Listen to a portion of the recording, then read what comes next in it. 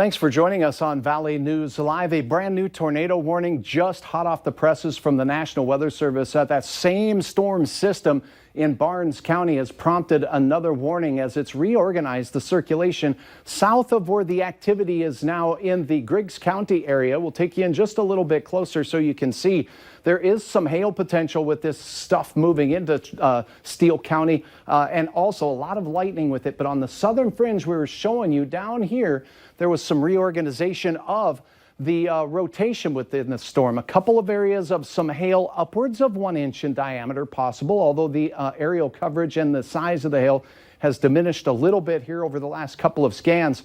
We see an area of rotation here on the one side of the storm, but this brighter area that's reorganizing down here, prompting the warning. That includes you folks not in Daisy, and you had the last storm, but basically rural parts of Barnes County under the gun with that. As I reposition the radar just a little bit, it is moving off to the northeast at a clip of about 40 miles per hour. Where you see the greens and reds next to each other, we'll put this rotation very close to you folks in Pillsbury by 6:30 and Hope by 6:45. So we'll keep our eyes on that. Mainly this circulation will impact the rural portions of northern Barnes County. I'm just kind of trying to see, this is a Doppler indicated tornado. We do not have confirmation at this time, although there were reports of a funnel cloud near Bald Hill Dam moments ago. So that's the latest on the tornado warning. Northern Barnes County, a brand new one. Here is a look at one of the reasons we're having problems with this. Low pressure in our area here.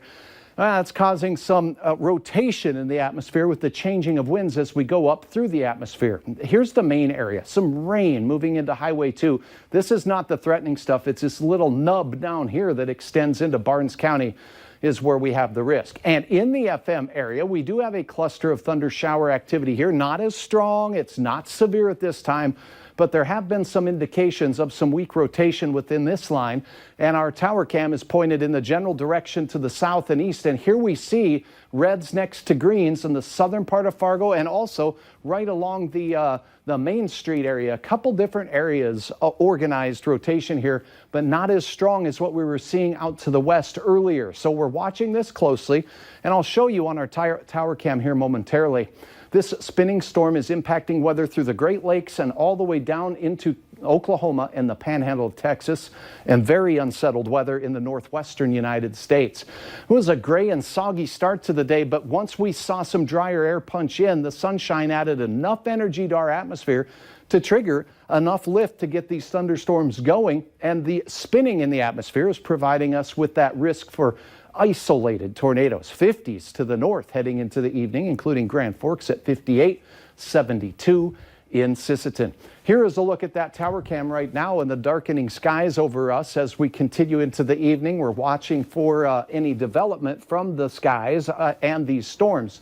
Your temperature right now, 60 degrees, and we're pointing off now to the north as we watch this system moving to the northeast. We'll keep our eyes on the skies very closely there for that. As we take a look at your hour-by-hour forecast, by the 8 to 9 o'clock hour tonight, we'll see a chance of thunderstorms moving through the central and northern Red River Valley. They could still be quite strong. Then as we approach the 10 o'clock hour, they'll be moving into northwest Minnesota. And again, the southern counties staying fairly quiet. These will be exiting the region as we get beyond 10 o'clock, and it looks quiet for most of us overnight. But we get a burp of cold air out of Canada. That's going to cause cloudy skies and temperatures near 50 to start the day.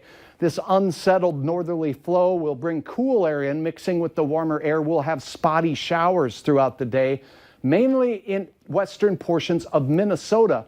And sunshine will provide a chance at some mid and maybe even upper 60s for your Saturday afternoon. But keep the umbrella handy. By Saturday night, it looks a lot quieter, making Sunday the best of the 3 weekend days. Temperatures in Fargo ramping up toward the mid and even upper 60s.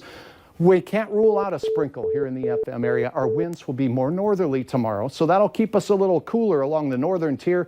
Rain chances and clouds in Minnesota will keep your temperatures cooler as well.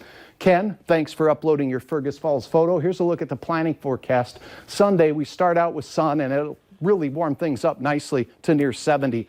It looks like your Memorial Day celebrations will be a little on the damp side with rain likely, particularly in the southern counties. And more of the same next week, hit and miss showers and 60s. I'm sure we'll be back to you in just a few minutes. Sounds good.